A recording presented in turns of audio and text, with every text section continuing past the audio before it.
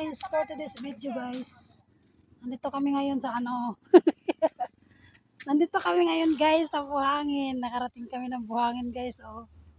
Ano kayang gagawin namin dito guys? Napakalayo ng aming bahay.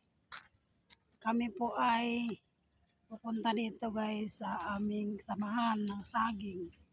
At kami ay gagawa ng lambanog na saging. And guys, pag tayo may samahan, kahit saan tayo makarating. So guys, ang layo. Bundok po ito dito guys. At dun sa kapila guys ay dagat.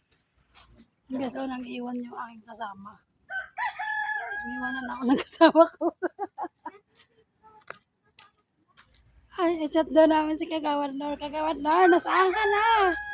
Kami ay first time na pumunta dito. Hindi namin to alam guys.